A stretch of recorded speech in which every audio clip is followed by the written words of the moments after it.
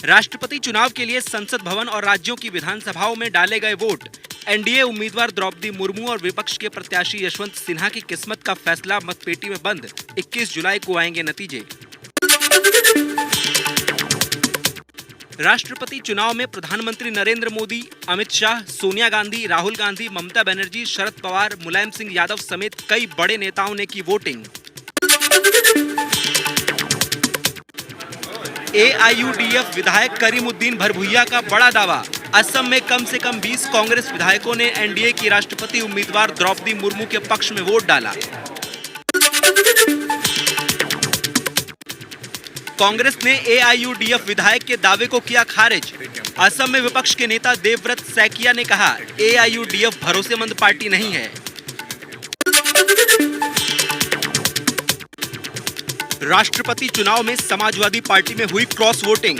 बरेली के भोजीपुरा से एसपी विधायक शहजील इस्लाम अंसारी ने एनडीए उम्मीदवार द्रौपदी मुर्मू को दिया वोट। विधायक शहजील इस्लाम ने शिवपाल यादव से भी की मुलाकात। गुजरात के एनसीपी विधायक कांधल एस जडेजा ने राष्ट्रपति चुनाव में एनडीए उम्मीदवार द्रौपदी मुर्मू को दिया वोट, खुद की पुष्टि। एनडीए के उपराष्ट्रपति पद के उम्मीदवार जगदीप धनखड़ ने दाखिल किया नामांकन। इस मौके पर प्रधानमंत्री नरेंद्र मोदी, अमित शाह, राजनाथ सिंह, जेपी नड्डा समेत दूसरे मंत्री और नेता रहे मौजूद। मध्य प्रदेश के धार में दर्दनाक हादसा। इंदौर से पुणे जा रही बस पुल से नर्मदा नदी में गिरी। हादसे में ड्राइवर समेत 13 लोगों की मौत। 13 लाशें तो रिकवर हो चुकी हैं, डेड बॉडीज। संभावना है अगर कंडक्टर रहा हो तो एक और हो सकता है, या रास्ते में कोई सवारी उतरी हो। तो अभी हम रेस्क्यू ऑपरेशंस चलते रहेंगे। धार बस हादसे के कारणों की जांच की जा रही है। गृह मंत्री नरोत्तम मिश्रा के मुताबिक बाइक को बचाने के दौरान हुआ हादसा। 15 लोग बचा लिए हैं उसमें से, पर 12 लोग अभी जो निकले हैं वो नहीं बच पाए हैं। 50 से 55 सवारी होने की कयास लगाए जा रहे हैं अलग अलग लोगों से जो बचे हैं उनसे बात करने पर। प्रधानमंत्री नरेंद्र मोदी ने धार बस हादसे पर दुख जताया। कहा, मेरी संवेदनाएं उनके साथ है जिन्होंने अपनों को खोया है। मध्य प्रदेश के धार में बस हादसे में मारे गए लोगों के परिजनों को मुआवजे का ऐलान। प्रधानमंत्री नेशनल रिलीफ फंड से मृतकों के परिवार को 2-2 लाख रुपए मिलेंगे। मध्य प्रदेश सरकार 4-4 लाख रुपए देगी, जबकि महाराष्ट्र सरकार ने 10-10 लाख रुपए के मुआवजे की घोषणा की। एबीपी न्यूज से बोले टीएस सिंहदेव, मेरी केसी वेणुगोपाल से बात हुई है, उसके आधार पर यह कह सकता हूं कि मैं अभी कांग्रेस में ही हूं। स्पष्ट कर दीजिए कि कांग्रेस में रहेंगे। मेरे को भी रुकना पड़ेगा क्योंकि बात कल जो हुई और मैंने जो सुना, पार्टी में आदमी है तो हाईकमांड का जो डायरेक्शन है वो सर्वमान्य है। टीएस सिंहदेव का मुख्यमंत्री भूपेश बघेल पर बड़ा आरोप। कहा, इस्तीफे से पहले सीएम को फोन किया था लेकिन उन्होंने उठाया नहीं और न ही कॉल बैक आया। पत्र लिखने के पहले मैंने प्रयास किया था, 3-4 बार फोन किया था, फोन उठ नहीं पाया, पर कॉल बैक आता है, तो वो कॉल बैक उस दरमियान नहीं आ पाया था। छत्तीसगढ़ के कद्दावर मंत्री टीएस सिंहदेव से कांग्रेस आलाकमान नाराज। सूत्रों के मुताबिक सिंहदेव अपना इस्तीफा मीडिया में सार्वजनिक करने से पार्टी नेतृत्व खुश नहीं। पार्टी में रहने या न रहने का फैसला भी उन पर छोड़ा गया।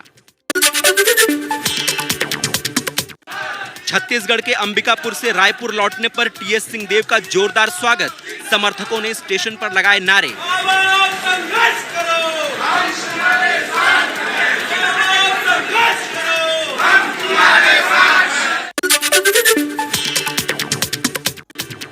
चाचा शिवपाल सिंह यादव और भतीजे अखिलेश में और बढ़ी तकरार। शिवपाल ने कहा, अखिलेश की वजह से ही समाजवादी पार्टी का यह हाल हुआ है, नेताजी और मेरा अपमान हुआ। इसी अपरिपक्वता की वजह से आज कहां पहुंच गई पार्टी, जबकि हम लोग उस समाजवादी पार्टी को नेताजी के साथ कहां पर ले गए थे। सिंगापुर दौरे को लेकर दिल्ली के मुख्यमंत्री अरविंद केजरीवाल ने केंद्र सरकार पर फिर साधा निशाना। कहा, मैं कोई अपराधी नहीं हूं, फिर मुझे सिंगापुर जाने से क्यों रोका जा रहा है। देखिए, मैं कोई अपराधी तो हूं नहीं और एक चुना हुआ मुख्यमंत्री हूं, इस देश का स्वतंत्र आज़ाद नागरिक हूं। सो मुझे वहां जाने से क्यों रोका जा रहा है, मेरी समझ के बाहर है। महाराष्ट्र के मुख्यमंत्री एकनाथ शिंदे का कल दिल्ली दौरा। मंत्रिमंडल विस्तार से पहले शिंदे के दिल्ली दौरे को काफी अहम माना जा रहा है। महाराष्ट्र में जल्द हो सकता है मंत्रिमंडल विस्तार। जम्मू कश्मीर में साल के आखिरी तक चुनाव की अटकलों के बीच देश के कई राज्यों से ईवीएम जम्मू पहुंची। कड़ी सुरक्षा के बीच इन मशीनों को निर्वाचन भवन में रखा गया है।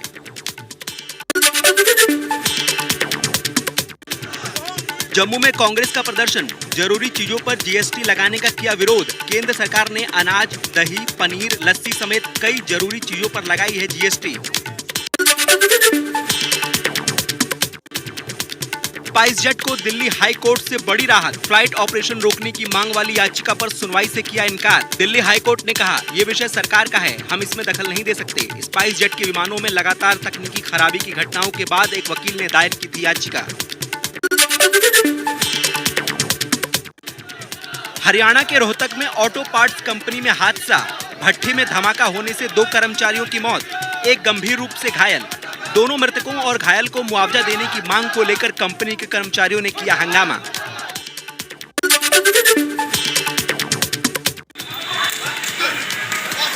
लखनऊ के आलमबाग बस अड्डे पर स्टेशन इंचार्ज ज्योति अवस्थी का एक यात्री को दौड़ा कर पीटने का वीडियो वायरल। ज्योति करीब 20 साल से लखनऊ में ही तैनात है।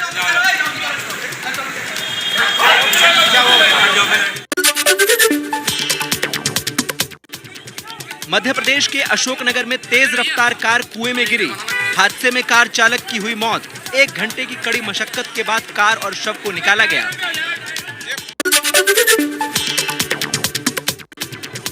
यूपी के फिरोजाबाद में 3 दिन से बिजली नहीं आने पर लोगों ने सड़क जाम किया। बिजली विभाग के खिलाफ जमकर नारेबाजी भी की। पुलिस ने लोगों को समझा बुझाकर जाम खुलवाया।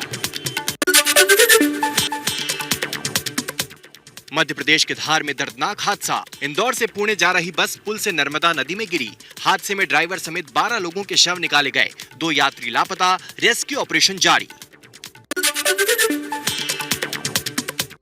धार बस हादसे के कारणों की जांच की जा रही है। गृह मंत्री नरोत्तम मिश्रा के मुताबिक बाइक को बचाने के दौरान हुआ हादसा।